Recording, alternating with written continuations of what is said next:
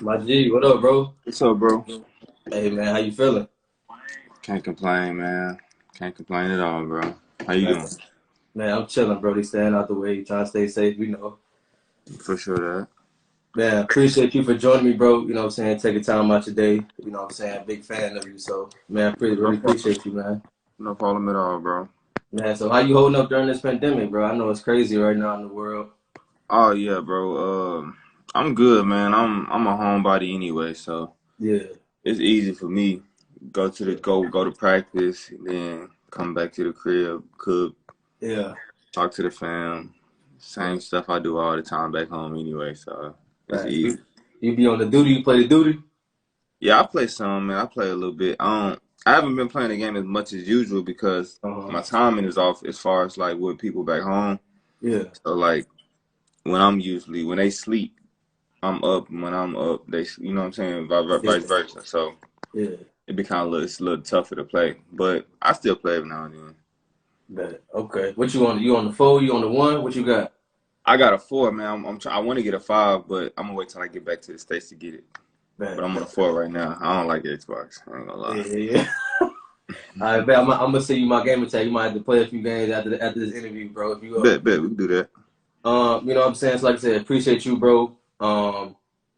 Some of these questions, bro, I'm gonna kind of put you on the spot, though. You know what I'm saying, as far as who you gonna pick. You know who better in your opinion. You know however you gonna look at it.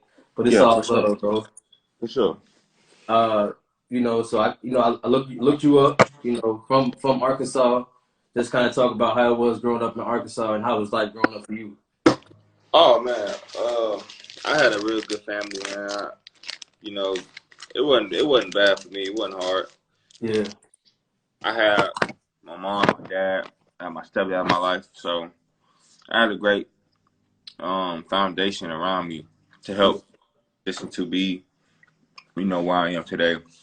And so man, I was really blessed and fortunate to have a big family, have my sisters around, my brothers, yeah, everybody around. We supported each other and stayed pretty much out of trouble for the most part.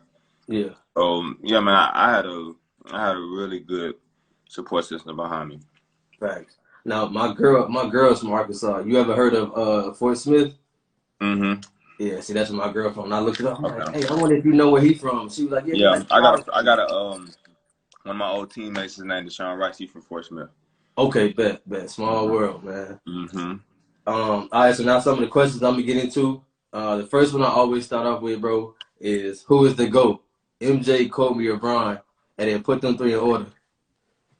All right. So the go to me is MJ. Okay.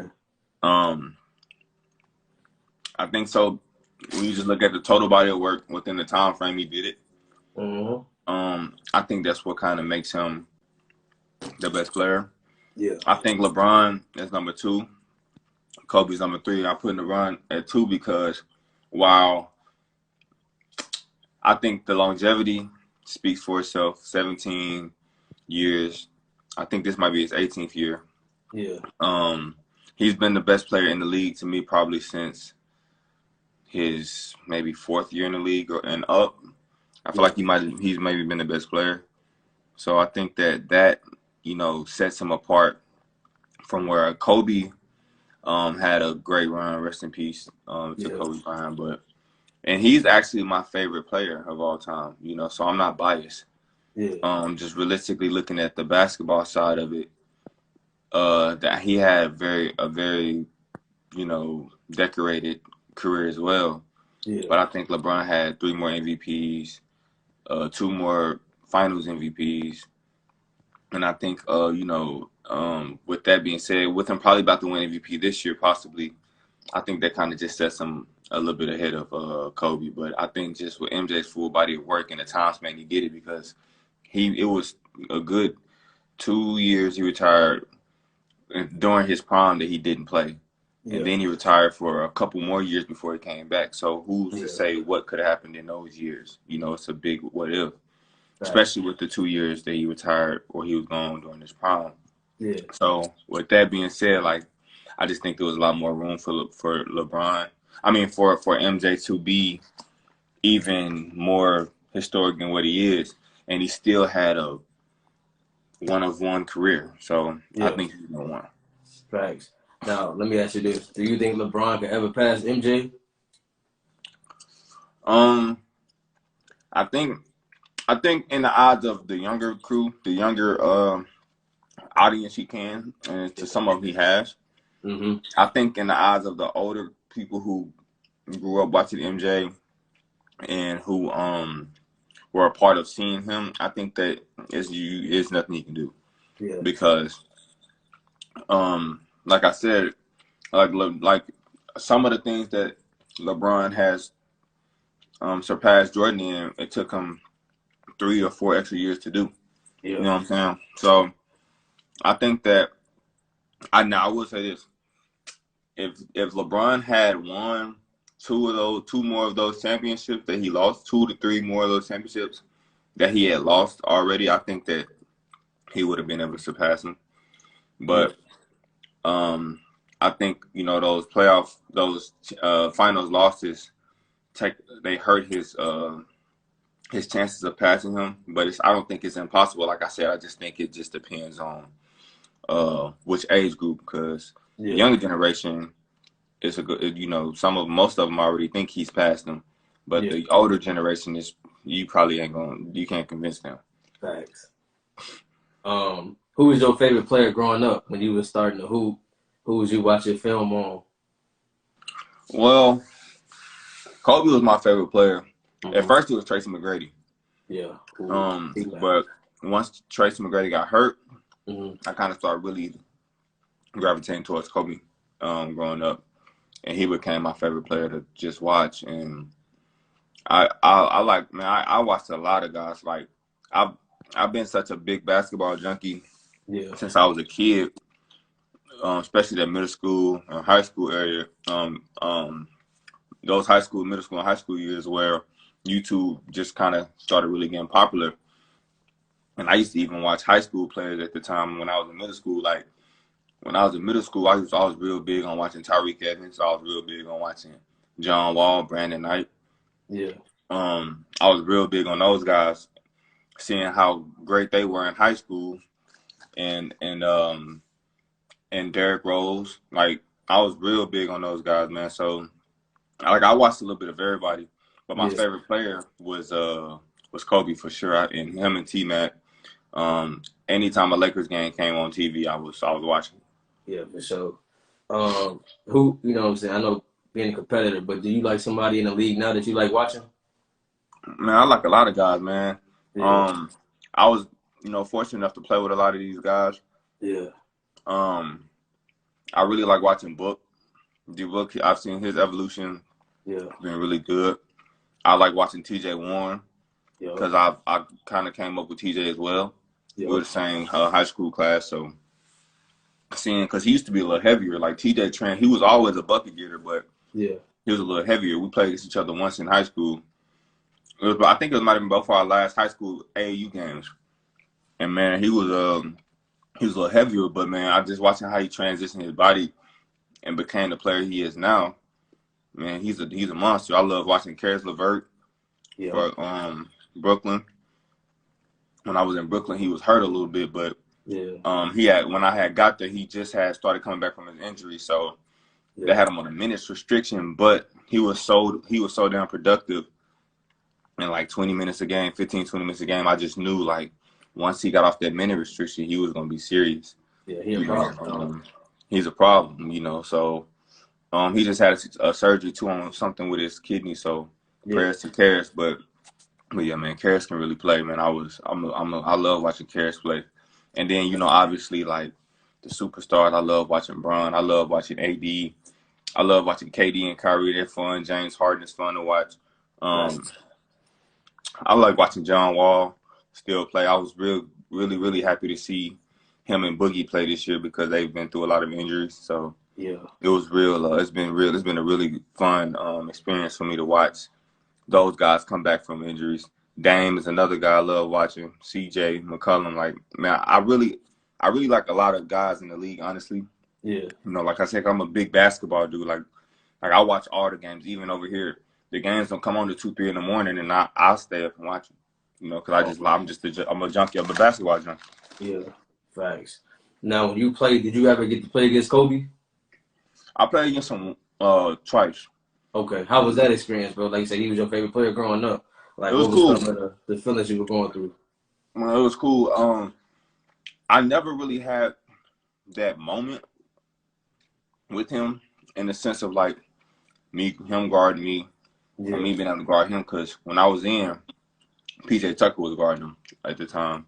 yeah. And then the second time, Book was guarding him.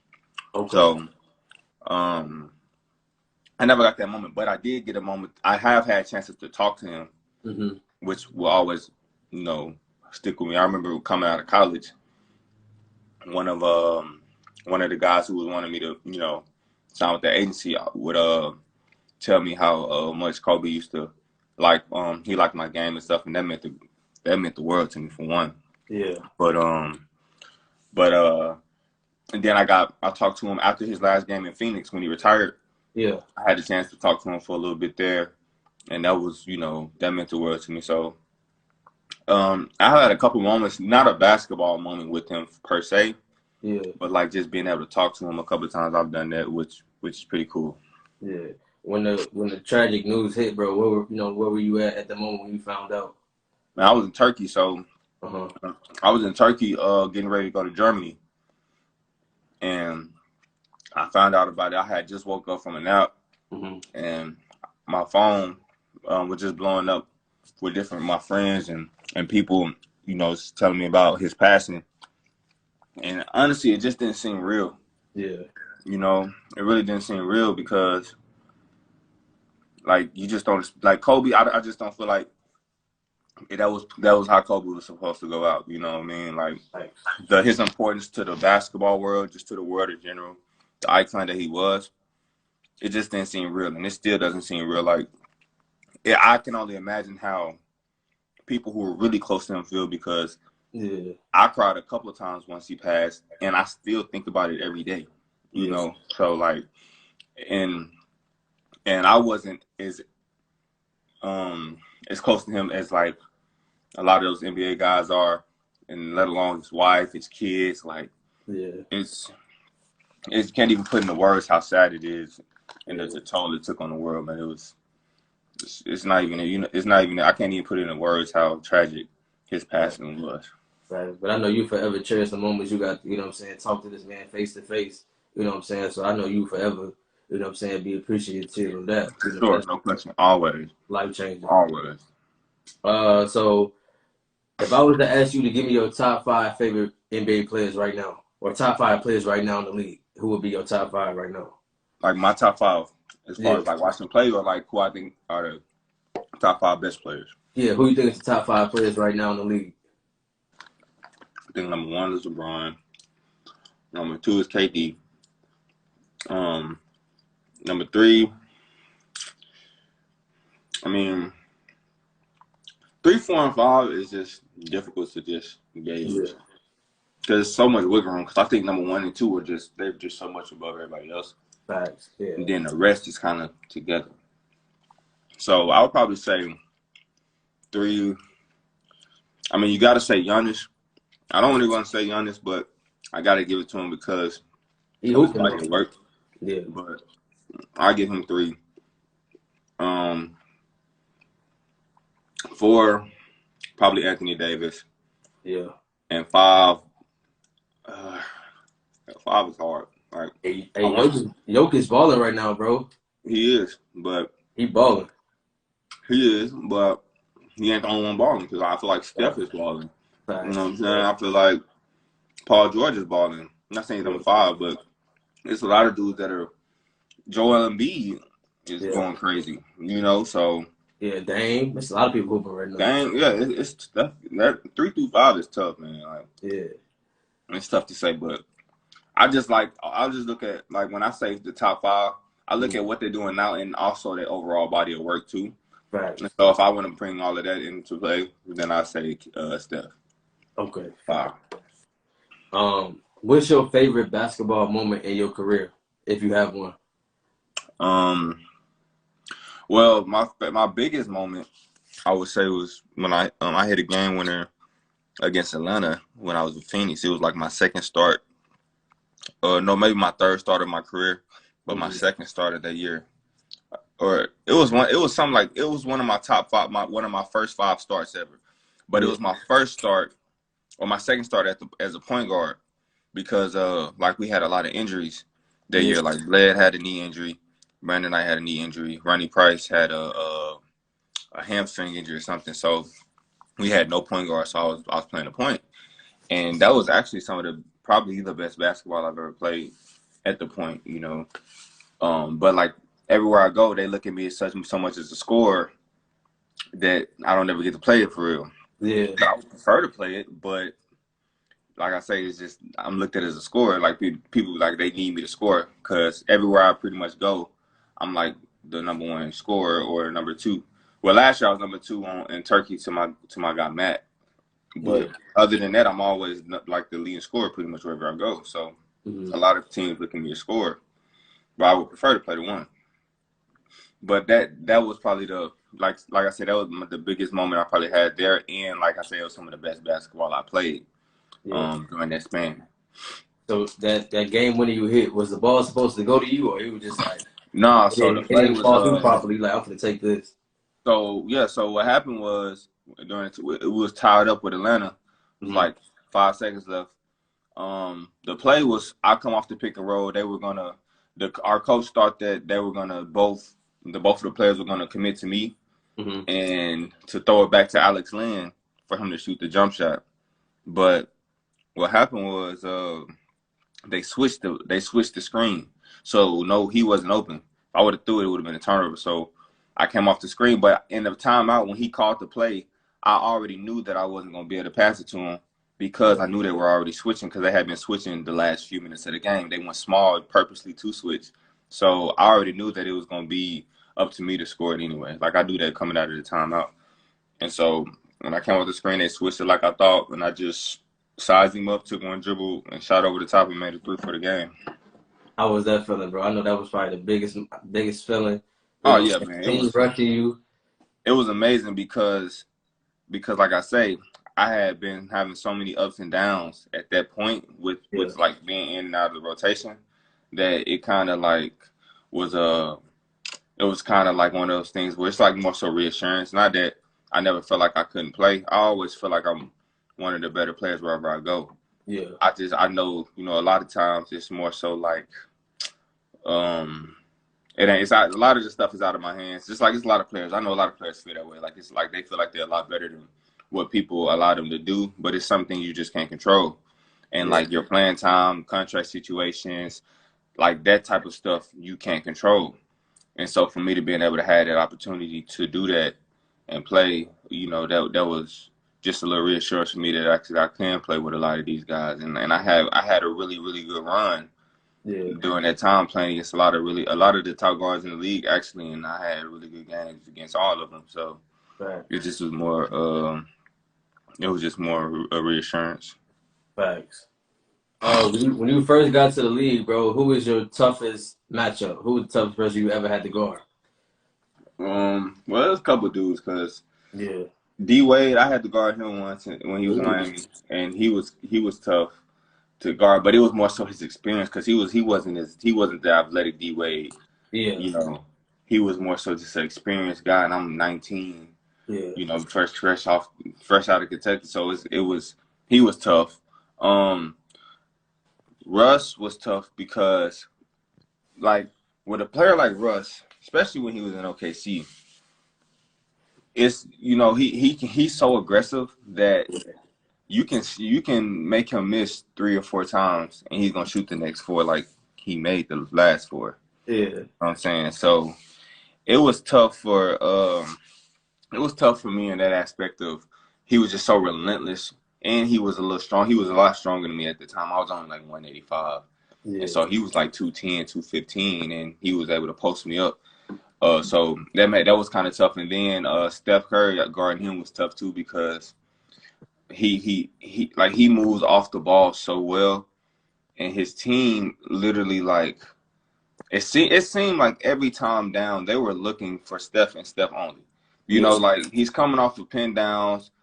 if he don't have a shot, he pass it, run off of another screen, Yeah, he shoot run like up the middle. Like he takes so many detours everywhere that like you don't know like where he's going. Like it ain't the plays are unpredictable. Like he yeah, can just break off a play and run anywhere on the court. And when he do that, it's like his team is alert to it and they like, okay, let's try to find a way to get him the ball because he won it. And so that was just tough to guard going through all those screens and stuff and him coming off full speed just for him to make a three like it's demoralizing. So yeah. I said them probably was the toughest. I saw this on Google. Correct me if if it's wrong. Your stepfather was the one that kind of introduced you to the game of basketball. So my dad introduced me to the game. My stepdad is the one who like really like taught me, how to really play. Okay. Like he really taught me the game of basketball as far as like the moves that I use. Yeah. He helped me to become more athletic quicker. Like I used to do a lot of stuff for him at the park outside. We used to go to the park and do like 30 minutes of like stuff before basketball. We do like jump soles, jumping, doing lunges, jumps, like all that bunny hops. I used to hate it too, by the way, Yeah. but I used to do all of that, and then we would do like the dribbling drills and finishing, shooting. Like he's the one that really like taught me. He helped me take a bigger jump as far as like my skill level because my dad taught me stuff too, you Mm-hmm. know. But like then that's when my stepdad came along and like just furthered the development. Facts. So around like what age did you realize that you actually fell in love with the game? You know what I'm saying? That you knew that that was what you were gonna do for the rest of your life. Um, I mean, I didn't really know what it was. I've always, the way I was raised, I was always raised to like, go hard at whatever I do. So Yeah. I've always loved the game from a young age. Mm-hmm. I didn't start really realizing it was a reality to play professional until probably my 10th grade year Oh wow. because like I started getting like a lot of national recognition and I knew without that I didn't feel like it was really a big chance for me to go because like social media wasn't as big as it is now. It was Facts. like like Instagram and all these like all that shit that's now it Yeah. wasn't really that big. So you can get so much national media attention now. Like I could only imagine how much more attention I would have on myself now if I was in high Facts. school opposed to, then. And I had a lot of attention on myself then. So, once I started getting national recognition, then that's when I knew that it could be a reality if I played my cards right and, continued to work because uh if you have people watching, then you're able to make something happen as long as you're taking care of business. Facts. Uh, Not to get too personal, bro, but what's something that you overcame that you're proud of today that kind of made you the man you are now? Um, let's see. I mean, I haven't. I don't really have. I'm not gonna lie, man. I don't really have anything Mm, that I feel like was just so bad in my life. yeah. You know what I'm saying? Like I didn't have, you know, like I said, I grew up with a great family and I Yeah. had a great support system. So I can't really say like I had anything bad that happened to me growing up. Yeah. I think that a lot of times, even still to this day, um, that I think that it's sometimes like I feel like I'm underappreciated as a basketball player, Facts. because I don't know. I just feel like I'm underappreciated as a basketball player, Yeah. to a certain extent. Not to people who know me, Mm-hmm. because the people who know me and know how hard I work and they see what I do, they know how real I am. But like Yeah. to a casual fan who don't really, know the game like that, they Yeah. might not think the same until they see me. Like when you see me play, then it's a whole different. You get a whole different perspective. You know Yeah. what I'm saying? Like so, like for instance, if you go look at my Instagram page, you'll see like a couple posts of like highlights for me in the NBA and stuff.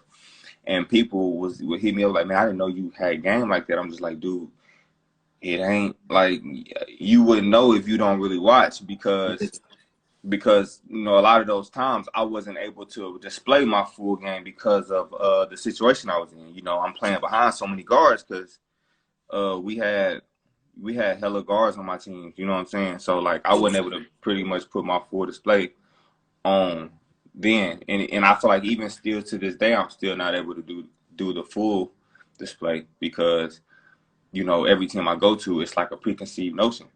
Yeah. They know I can score, but they don't know I have other aspects to my game that I can do. Only place I was at that where they really let me do that was Turkey. Yeah. But other than that, a lot of other places I go, it's more so like you gotta to play within a bubble, which it's fine. I'm an efficient player. I make it work. It's cool. But and I know it's a lot of other players like that too. It's like if you let some of these players go and really play, then you'll see like, oh man, these guys can really do a lot more than what we thought they could do. Yeah, you got a whole bag full of tricks Yeah, in it. yeah, for sure. Okay. Um, well, to that, bro, I just want to say, man, I've been a fan of you since Kentucky days. You know what I'm saying? For me Mm-hmm. being from the Midwest, you pretty much from down south. You know what I'm saying? We might not hear about y'all if it ain't for the ESPN. You know what I'm saying? Stuff like that. But like you said, social media wasn't big back then. Now, we know Muzz from middle school Man, that's doing good now. it's crazy. It's crazy. You know what I'm saying? So I'm just like you said, social media is different now, bro. You know what I'm saying? Like I said, I'm a fan of you, and like I said, social media is. I feel like now, like you said, now social media is where it's at now. Back when you was like coming up as a shorty, bro, Mm-hmm. it'll be a totally different story, So, It's totally different. I um, appreciate that though for sure. facts. Um, man, the recruiting process for you, how was it? You know what I'm saying? You went to high school in Arkansas, balling. Signed to Kentucky, went to Kentucky. Mm-hmm. How was the recruiting process for you? What led into signing to Kentucky, and what were some of the schools that you were talking to or had interest in, or who offered you? Man, it was cool, man. It was a great experience for me. Being able to, cause like the school I went to Silver Hills. We didn't really have much recognition, especially for basketball. Our school was more so known for baseball. Like we had a really good baseball program, so um, we had a lot of baseball players. I think we got a couple that's in the MLB now, if I'm not mistaken. Yeah, But we didn't have much basketball recognition. So when I started playing there and I started getting national recognition, it brought a whole new aspect to the school, and like all our games were sold out. We still hold the record for the state championship. The attendance, we broke it. My 11th grade year we broke the record, and then we rebroke it in my senior year. So we sold out every game from my 11th and 12th grade year up, and it was just fun to be a part of, having the best of the best coaches and college scouts come to my games, watch, people knowing who these coaches were, knowing yeah, they were there for me. It was an amazing feeling. My family enjoyed the process, but I think everybody knew that I wanted to go to Kentucky because um even before I went, before I started getting national recognition, I always made it known that I wanted to play for Coach Calipari, and this is when he was in Memphis still. yeah, So I think that people knew that if I got that offer, that's where I was gonna go. yeah, But even still, once I going through the process, talking to Kansas was a big school that I was. If I didn't go to Kentucky, it was going to be Kansas. Um, that was another school I talked to. Memphis was another one.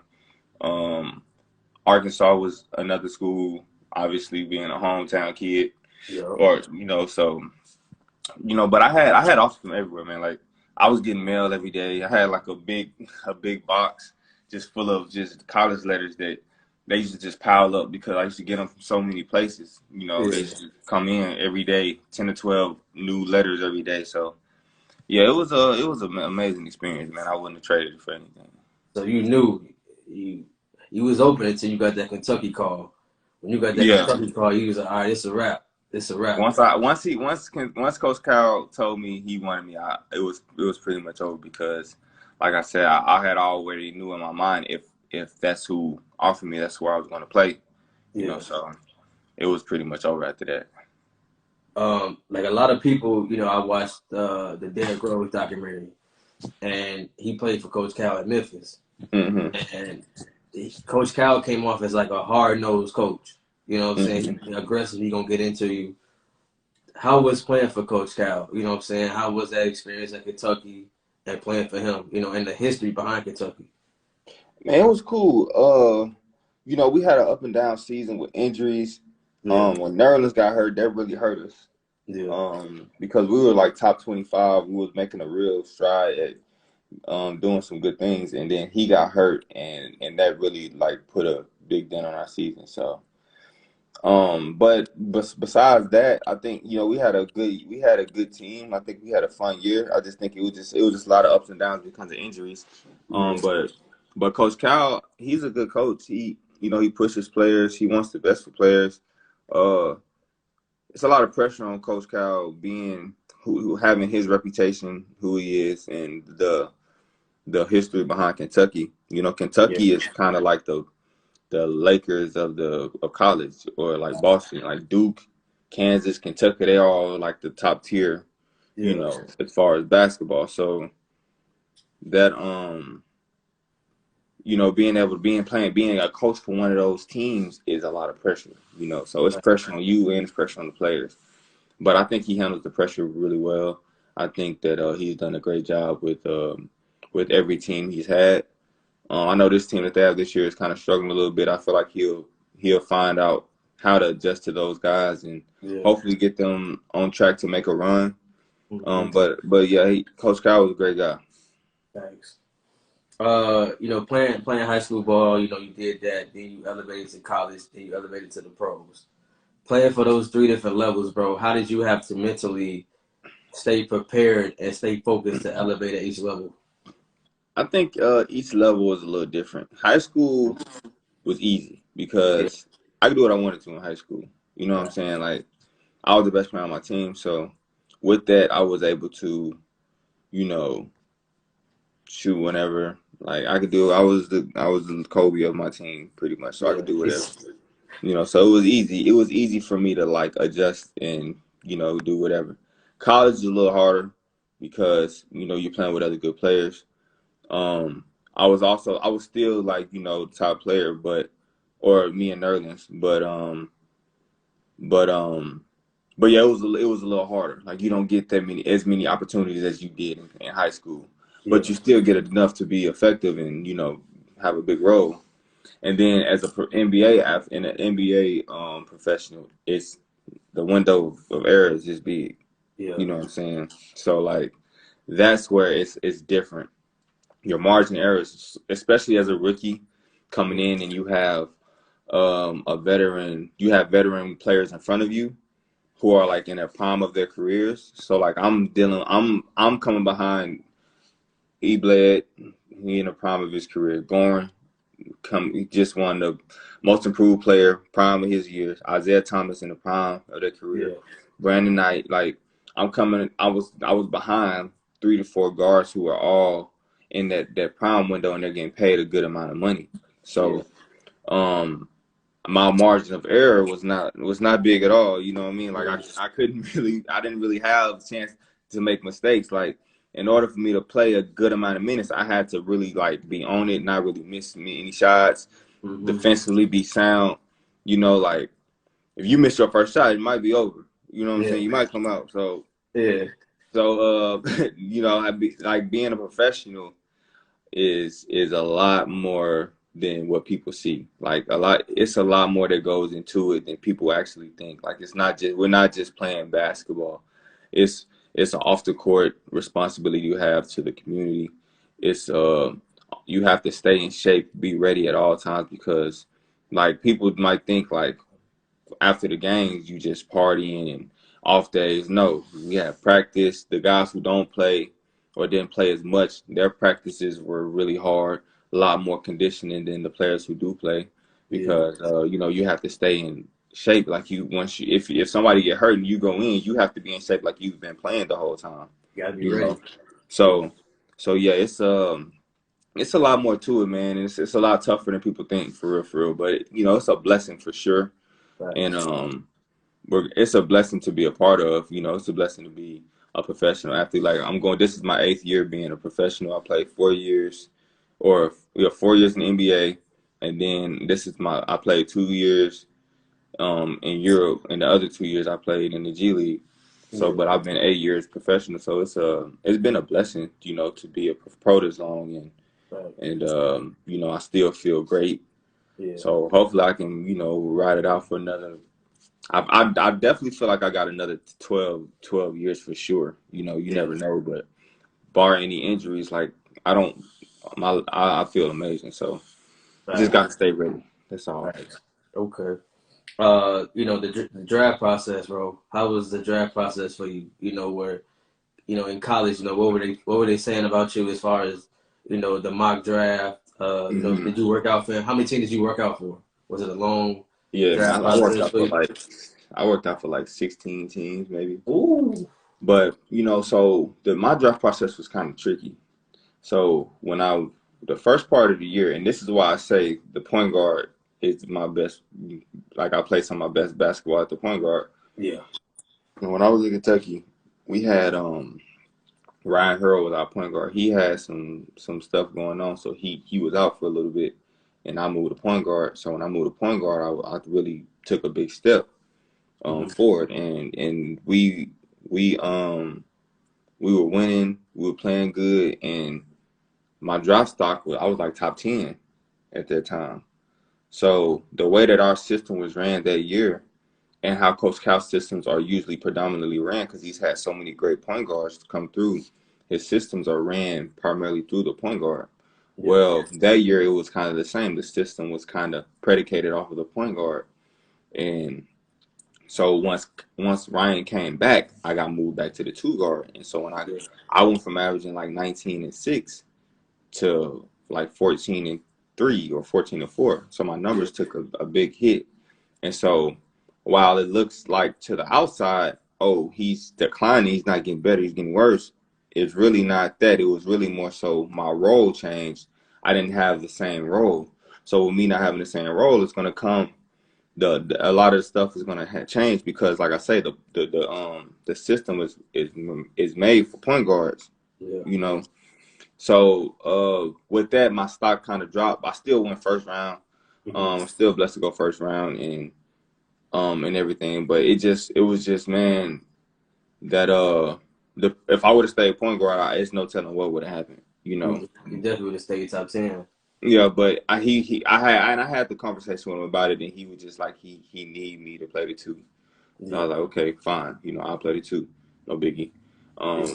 But yeah, that was kind of how that went. It was just up and down. It was weird. Yeah. So you said 16 teams. Do you remember what teams you had to work out for? Man, I can remember some of them. I know I worked out for Phoenix, obviously. I worked out for Utah. I worked out for Sacramento, Dallas, Boston, Philly. Um, You work out for Chicago? did I work out for Chicago? I think I did. I might have. I don't know. I don't remember. I know. I remember going to Chicago for the pre-draft, but I don't remember if I worked out for them. I think I Okay. did though. Um, I worked out for Brooklyn. Um, I don't They remember, had you but it traveling was a all lot. over the place. So I knew you was wore Yeah, out. man, it was tiring, bro. It was so tiring, man. Because every other day I was catching a flight to go to a workout. Yeah.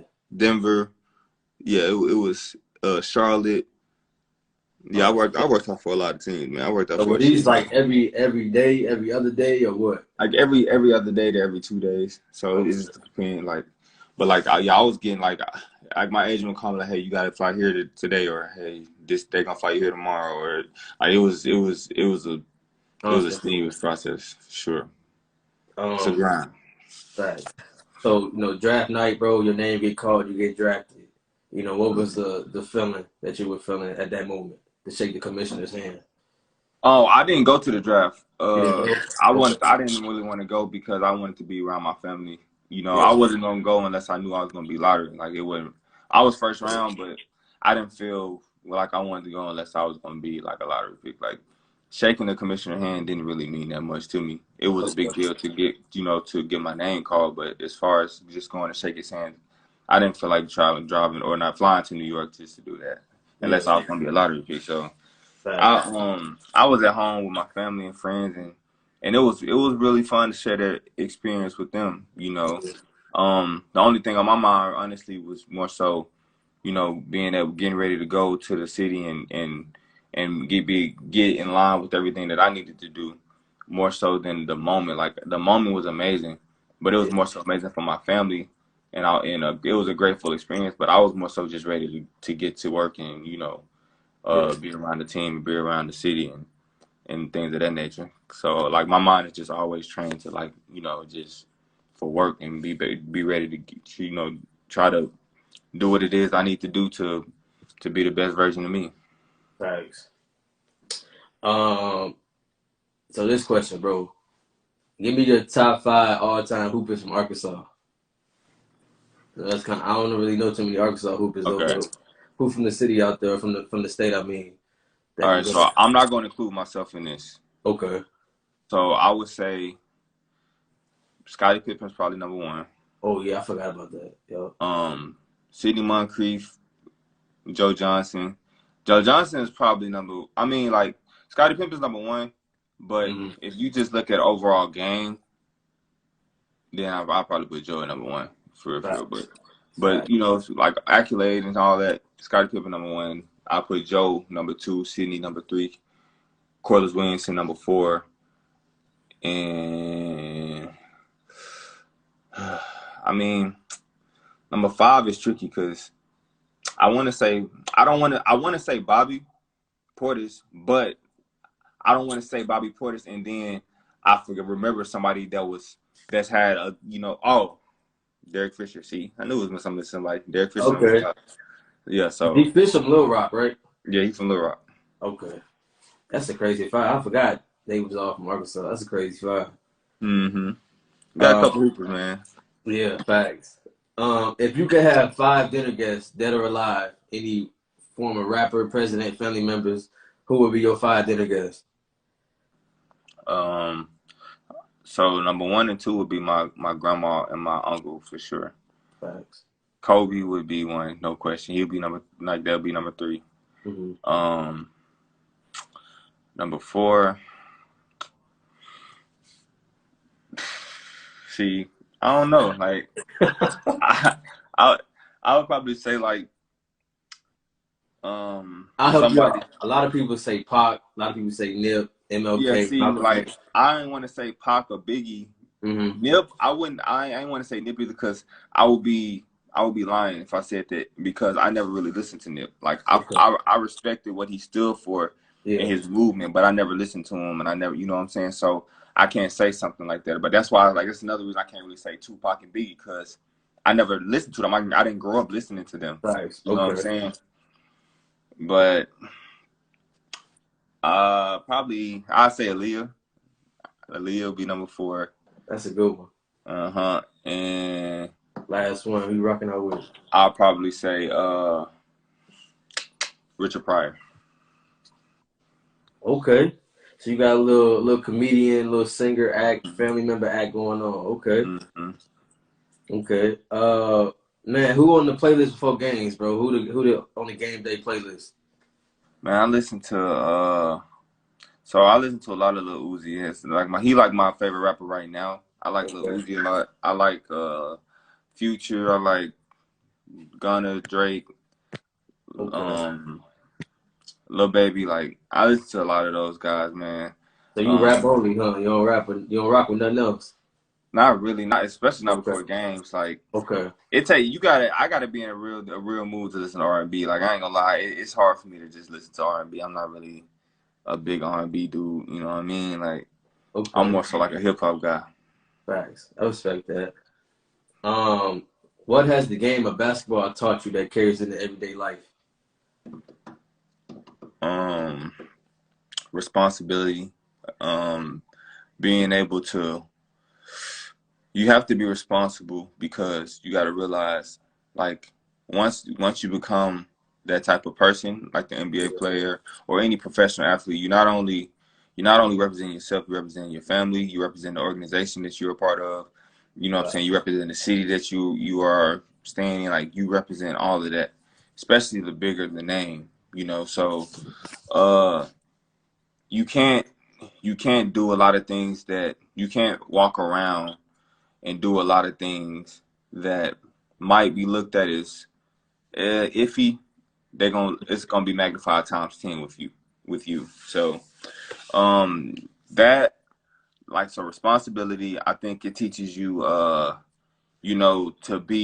take things serious, Yeah. like being able to be accountable, hold yourself accountable, because with those things, like when you're around nothing but adults, you can't act like a kid, like, you know what I'm saying, like you can't Yeah. be childish and like, yeah, of course you can be fun, but childish in the sense of like doing immature things. You know what I'm Right. saying? Like, you can't do immature things and expect to get by and survive, because it's not going to work. Like, and the same thing in life. Like, you can't expect to be not working and hustling, trying to find a way and expect things to work for you. It's not. It doesn't. That's not how life goes. You know what I'm Right. saying? So yeah, I think that those are the really big things: responsibility, accountability, being mature, um, and it just gives you a perspective on life, in the sense of like, it's a lot of advantages to being a professional that the everyday person doesn't get. You have to respect that, understand it, but also be humble about it, and Yeah. know that, like, this is a privilege. It's not uh this is something you earn. It's not given. It's a privilege to be Right. that type of person, be in that type of situation. So don't take it for granted. Always be grateful and be humble about it, because it's a million plus people wanting that spot that you have and wanting to be in the position you are in. So I think Right. it's a lot. Facts. Um, what's your favorite hooper shoe of all time? The Kobe sixes are my favorite, and it's Okay. hard to find any of them. I look every day for Kobe sixes, and I can't find any You in looked my on like size. you looked on like StockX and all that I too. look on StockX. The ones that have on StockX are like the ones I don't really want. You know what I'm Uh-huh. saying? And like, I don't want to spend like $3,000 on a shoe that's gonna break, because I know Yeah. this, like, the way I play, the shoe is gonna break. You know what I'm Yeah. saying? I don't want to do that and then the shoe break. You know what I'm saying? So Yeah. you know what I mean? I just try to stay away from that. But like, man, if I could find some Kobe sixes and six, sevens, and eights, if I could find those at a price range that's respectable enough for me to get, because I'm gonna play in them, then Yeah. it'd be cool. If I wasn't playing it, like if I was buying a shoe to like wear around, then the 2 or 3 thousand wouldn't be a problem. But Yeah. for me to be playing in them, I don't want to spend that and then I break the shoe. You know what I'm Right. saying? Because every Kobe six I got, when I cut or Euro step or spin, they start tearing a little bit. You know what I'm saying? Yeah. So Yeah. I don't want that to happen to a shoe that you know what I mean? I know I'm eventually not gonna be able to wear it because it's gonna Right. break. Facts. All right, so all the shoe heads out there, man, find my man some Kobe 6s and 7s and 8s for a Man, reasonable price. size 14, man. Size 14. Get my Look the man boy right. I up. know some shoe heads on here that's gonna see this. Get my Please. man right. Yeah. All right, what's your favorite basketball movie of all time, bro? Hoop Dreams. You ever seen that? Yeah. Okay. Mine, Coach Carter. I just want to see what people say. Coach Coach Carter. Carter's my Yeah, I like favorite. Coach Carter too. I like Hoop Dreams because it gives you more of a more of a feel of like you actually in it, and this could be you. You know what I'm Yeah. saying? So like with Arthur Ag and the other dude, I just kind of felt like, what was his name? Was it William? Was it William? William Gates. Well, yeah. So with both of them, they both were pretty good players, but one of them was a little better than the other, and one of them had a different turnout Yeah. as far as his college route. He went to a higher college, the other one went to a lower, but they both had kind of success in their own ways. One of them had injuries. William had injuries, so it kind of gave you a feel like, a this route or this route type Yo. thing growing up, and it was just like, I like that. I like the way that they did that, just giving you two different players with two different roads and two different like outlooks, to where like these could be potential out turns for you. You Yo. know, it's 100 out turns, but you know what I'm saying, just in general. Facts. All right, so these questions, bro, I'm gonna give you two players. You tell me who you'd rather have on your team. Okay. Bron and KD. What up, Nick? Right now? Yeah. Well, yeah, everybody in their prime. Well, for Everybody in me, their prime. Bron, because Bron, I feel like with Bron, you have more opportunities to score. Yeah, he So gonna I find feel you any way possible. I think like, Bron probably one of the best passers in NBA history. I know probably he's definitely one of the best passers in the history, for sure. That's what I'm saying. Cause you got him, you got Magic, you got Jay Will. Like it's a lot of good passes out there. Yeah, but I would say probably Bron. Thanks. Steph or Dame? That's tough. So this is the thing. Before I give my answer, I have to say Okay. this. Okay. Dame is my dog too. Yeah. Like I talk to Dame some. That's my dog. And I felt like last year he was the best point guard in the NBA to Right. me. That was my idea. That was my personal opinion. I feel like now he's still a top 3 point guard in the NBA. Thanks. But like the thing about Steph that kind of separates him to me is his movement without the ball. Yeah. Like Dame is so great on the ball, and he's not bad moving without the ball. Mm-hmm. But I don't think that there is a player in the NBA right now that I can think of that off the ball they're as good as Steph. Like he's probably the best off the ball guy to move and get open and be effective. So and he's still really effective with the ball in his hands too. Yeah. So like I think that brings a whole different dynamic to his game that a lot of other players, like a lot of other superstars, don't have. Yeah. And so with that, you can play off of that with your other guys too. Like it's not stagnant. It can get kind of stagnated with Dame because he's such an offensive force on the ball that once he's going, that he can put a whole team on his back and just take you there.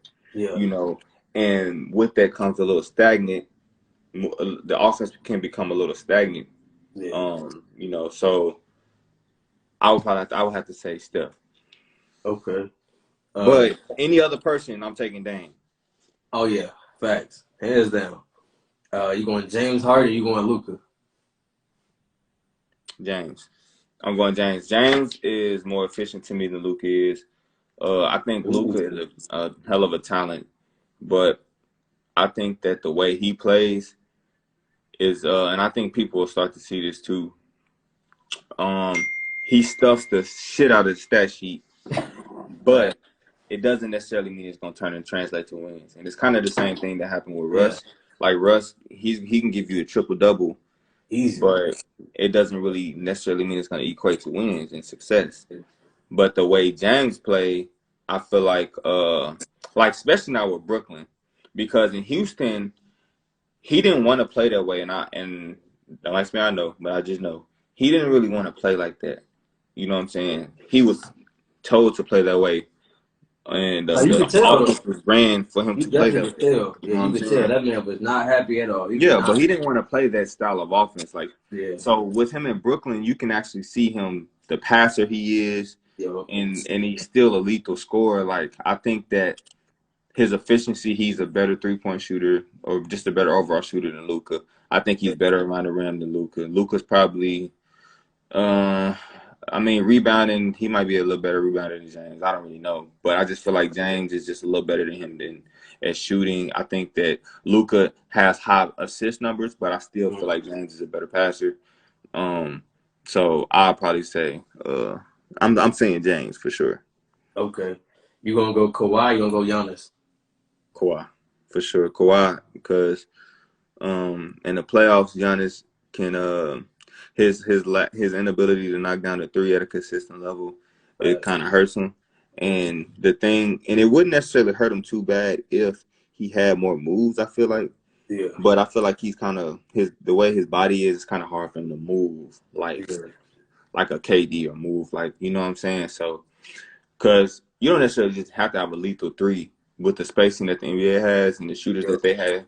You don't necessarily have to have a lethal three like that for you to be effective. But he has to know angles and know how to get to spots. And like right now, like I see it a lot now when I'm watching him. He's shooting the three, but then like if he's missing them, then he'll say, okay, I'm gonna put my head down. But when he does it, he gets charges and turns the ball over because he doesn't have any moves. Like he does the same rocket step, go left, rocket step, go right to a spin move, and Yeah. they set charges. Like he doesn't have any other moves. If he Yeah. can get some more moves, then he'll still be effective. But he just doesn't have any at this point. You Yeah. know, with Kawhi can score at all three levels. You Yeah. know, so you can't say, "Oh, we're gonna limit him to this or that," because he's effective at everywhere. You know, so when it comes to winning time, that's what you need, and you can give Kawhi the ball and him create something for you, get you a shot when you need one. You can't necessarily do that with Giannis. Yeah. Facts. I agree. Brad Beal or Jimmy Butler? That's tough. I'll probably say Brad. Oh, Ooh. hold on. Let me think. Because that's a tough one. It just depends, man. It depends on my team. It depends on You the team right. You right. because. And I had John Lucas on here, Mm-hmm. and he broke it down to me. He was like, "Bro, look at it like this. Every team that Jimmy Butler has went to got better. Right. That Minnesota team, they didn't make the playoffs in years. They went to the playoffs. For That sure. Philly team, they was Eastern Conference Finals until Mm-hmm. Kawhi hit that three that what I'm saying, winning out of Yeah. nowhere. Yeah. That Miami team, they went to the finals. And he Yeah. was like, that man makes everybody around him better. So I was like, okay, I give you that. I'll have to take Jimmy on that one. That makes sense. But we can't. Only reason that I say that you can't really use that as a determining factor is because we haven't seen Bradley on another team. True. You know what I'm saying? Like we haven't seen Bradley anywhere else. We've only seen him on Washington. on Washington, and I don't give a damn what anybody think. Jimmy's not taking this team far.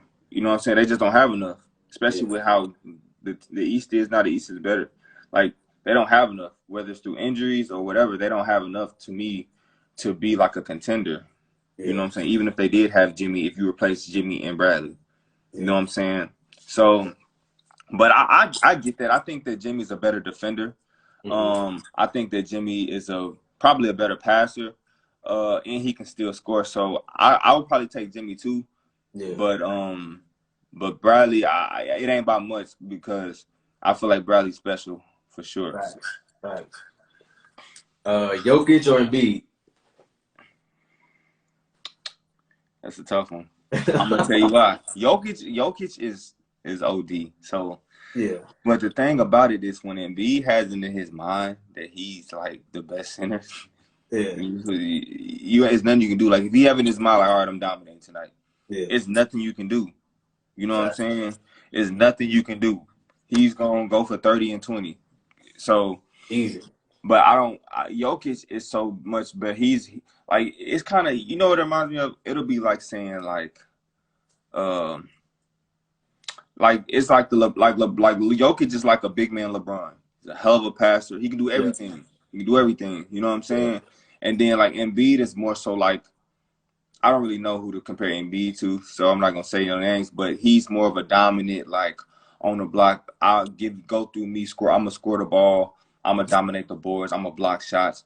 Like Yeah. he's more of a beast than Jokic is, Yeah. and I don't necessarily know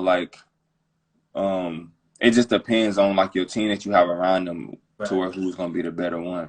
Right. But I think that just on the strength of Embiid is so dominant on both ends, I'll probably say Embiid. Facts. Dirk or Tim Duncan?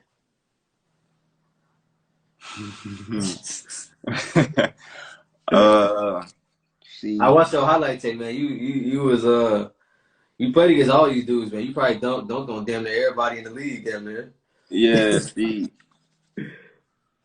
I don't know, man, because Dirk, man, he changed the game for forwards. You know what I'm saying? Yeah. He was one of the first really pick and pop four man. Yeah. With game that you could play through. He drugged that team, not drug, but he led that team to win in the finals in a matchup where they were the underdog. Yeah. So the thing about like I don't know if Tim could have done that with Dallas. You know what I'm saying? Yeah. I don't know if you switched them to if Tim was able to do that. You know what I mean? Yeah. So like I mean, I think Dirk had more to his game, Yeah. but like Tim was like everything. Like he had All offensive game. He was a defender. He could pass. You know what I'm Yeah. saying? So like if you go off of their resumes, then Tim, because Tim won 2 MVPs. He Yeah. has 2 Finals MVPs, 5 rings. So I probably say Timmy like that, but like Yeah. you know what I'm saying? Dirk is 101 to me too. It's just Right. like, you know, it kind of just depends on the team you have, I think. Thanks. Like it's just like it's just situational. Right. I had somebody on here and they was like, "Don't nobody want to watch the Tim Duncan highlight tape." They don't, but I ain't They gonna lie, I don't don't, want to watch what the I'm saying? Dirk It's one either. straight get the ball off the backboard, yeah. You know what I'm saying? But Right. I'm not gonna lie. I don't want to watch the Tim Duncan highlight tape, but I don't want to watch the Dirk highlight tape. I don't want to watch the yeah, Joel Embiid highlight tape. I'm not a big man. Like, yeah. you know what I'm saying? So big man, but if you ask big man, I remember watching something to where some big man said he watched he used to watch a dude that was like a straight rebounder highlight tape. You know what I'm saying? Watching So the Dennis Rodman highlight tape.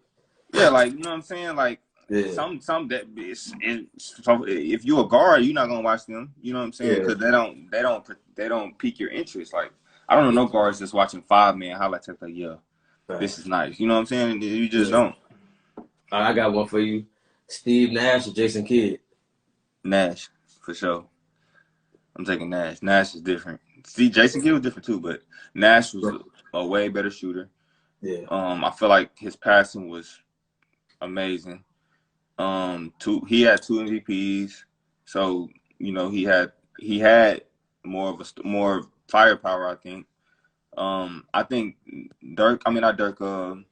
Jason won a ring with the Mavericks that year. I think, but I think if you just strictly player versus player, I think I'm taking Steve. Melo or Paul Pierce? Melo for sure. I'm Thank taking you. Melo.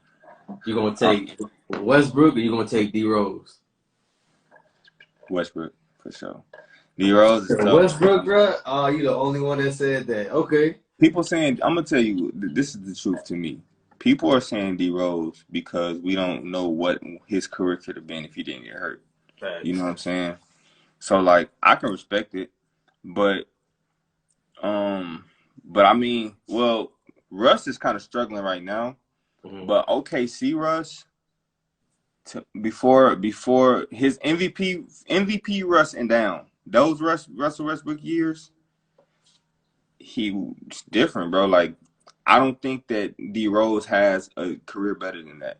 I don't think D Rose could do those things. I think that D Rose was a hell of a player and he was different in his own way, but I just don't feel like he could impact the game like Russ can.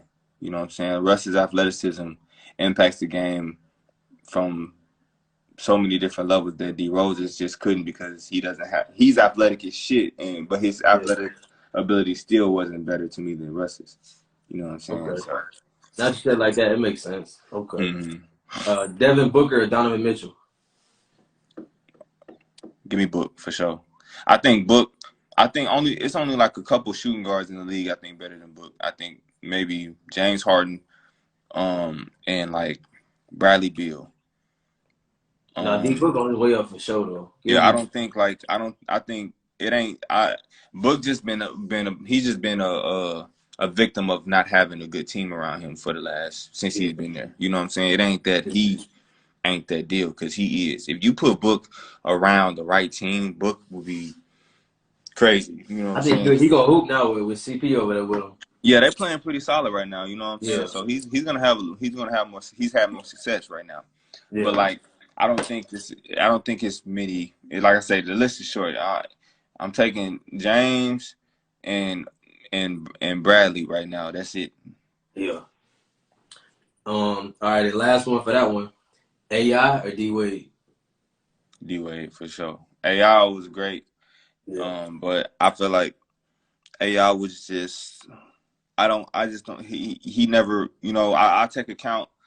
I take into account when I think about better player or who I would take. I take into account do Yeah. they defend, Yeah. do they win? You know what I'm saying? With the offensive, repertoire, obviously. I don't think that AI offensively, it speaks for itself. But like he won with what he had, but Yeah, he still was never able to, get the ultimate thing, which was the ring. You know what I'm yeah, saying? What he have over D Wade is an MVP. He has an MVP trophy, but D yeah, Wade has 3 rings and a Finals MVP, multi-time All-Star. So yeah, like I feel like the way D Wade played and what he did for his team impacted him to win. You yeah, know, win the championship. But like I say, AI he wasn't blessed to have a team like that either.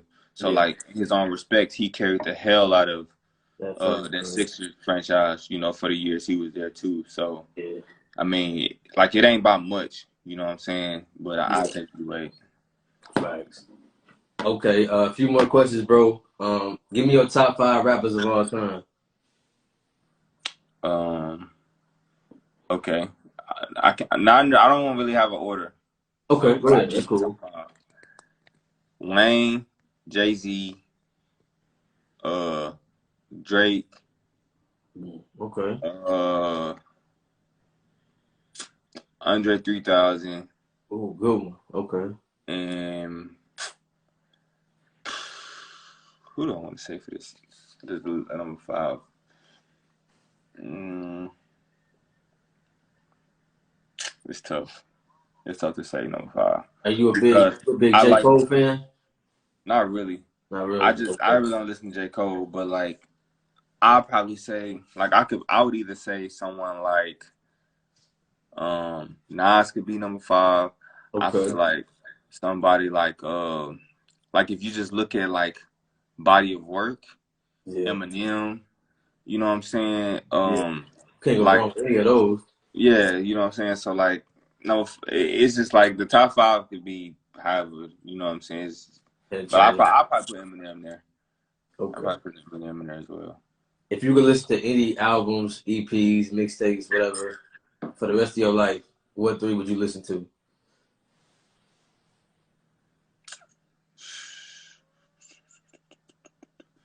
Um, That's a good one. Somebody said 50 Cent. That's a good one. I forgot about 50 Cent. Matter of fact, that's one of the albums I'm gonna listen to, the 50 Cent album. Which It was one? about Yes. time, Yeah. because that's not probably that's one of the best albums ever. Facts. So that's one album I would listen to. I would I like the NWA album. Okay. That'll be More one. old school. Yeah, I love the NWA album. Um, I mean, you could say like Lil That last one Wayne, was deadly. huh? If Wayne got so many albums, you got to Yeah, so Drake. like I'll probably say like the Carter probably be, you Okay. know what I'm saying, like that, because like the Carter is amazing. I mean, but shit, Jay-Z got the Black album I like I Yeah. don't it's a lot, man. It's tough. It's tough. Yeah. Okay. What's the best piece of advice somebody's ever gave you before? Control what you can control. Don't Fact. worry about stuff that you can't control. And I had a big problem with that, Yeah. especially being young, because I just want to do so much. You know what I'm saying? I Yeah. feel like I have so much that I could give and do, but I had to realize that like sometimes it's just stuff you can't control and you can't let that get under your skin. Only Yeah. thing you can do is be the best at the things that you are in control of Yep. and pray that everything else works out the way it's supposed to, because everything's gonna happen the way it's supposed to, determined by how you are as a person, how you treat the people you're around, and what you do on an everyday basis. Are you putting the work in to be what you want? Are you doing the things necessary to be where you want to be? If I Fact. feel like if you're doing those things, then eventually it's gonna work itself out. But Fact. yeah, just being able to like control what you can control, that was the biggest thing. Facts. Okay. Then the last one I got for you, Brody, is who would you like to see on here to help tell their story? To help motivate, and to just help motivate the younger generation. Um, I'm trying to think because I mean, it's a lot of people, it's a lot of guys Hmm. stories. I kind of want, I just need, I want people to have different perspectives on life than Yeah. what they see, because especially when it comes to being an athlete, a professional athlete, because it's not like people think is the people from the outside that they're not really in it. They have a preconceived notion of what it is, and it's not what they Yep. think. You know what I'm saying? So I think the best people to get on the show or on here to talk are people that have been on both sides, like the Yeah. good side and the bad side, so they can be like, okay, I can give you both perspectives, because you can't interview somebody like LeBron, and like he's only been on the good side, like, Yeah. you know what I'm saying, he hasn't had to deal with uh the other side of being a professional athlete, you know what I'm Right. saying, or like Isaiah Thomas would be really good, like he's I'm been at the I'm pinnacle, trying, bro. I'm waiting you know what I'm for a word saying. back. Yeah. Yeah, so like Isaiah would be good. People like that, to where it's like they can give you a in-depth perspective on what it's like to be at the top, and then Yeah. like what happens when you hit adversity, and how things can change, and how people Right. change, how the things around you change. You know what I'm saying? Like that, those would be good guys to Right. kind of, you know what I'm saying, to talk to, because they can give you even more insight than I can, because I've been on both sides, but Yeah. like not to the extent of being third in MVP voting. You know what I'm Yep. saying? Yeah. So that would be like, if you could do that, that'll be you, man. That'll be a big one for Right. sure. Like I said, I'm waiting on the word back from IT. I had to call in some favors for that one, but Hmm. that, that's a big one right there. So Oh yeah, that's gonna be dope if you can get that to happen for sure. But yeah. he could So definitely give you some great insight, man. I just seen something about him about to do this USA thing. yeah. Like, so hopefully that goes well. But from when I looked at him, man, like he looks good. Like Yeah. he looks good. I could tell that he wasn't all the way himself last year.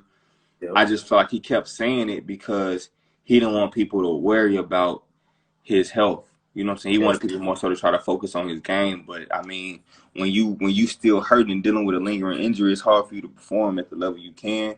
Yep. And knowing knowing how good he is actually when he's healthy, I Yep. knew that he was better than what he showed. Like with that team last year, Bradley was gonna be the number one option for sure. He should have been the number two.